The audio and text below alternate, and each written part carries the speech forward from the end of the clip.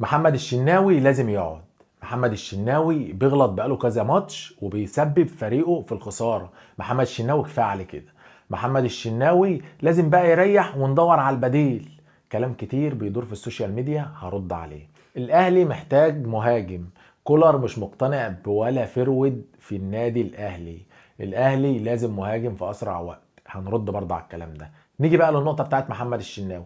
محمد الشناوي بعد ما غلط ومصر كلها بتهاجمه والراجل لازم يقعد، تعالى بقى ما اقول لك تفكير النادي الاهلي في مكان تاني خالص. وده اللي مخلي النادي الاهلي هو النادي الاهلي.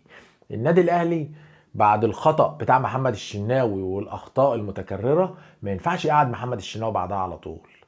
لازم يفوقه، وبعدين لو انا عايز اقعده، عايز ادور على البديل وادي للبديل هديله. بس محمد الشناوي كلاعب كبير وله اسم وشايل الفريق بقاله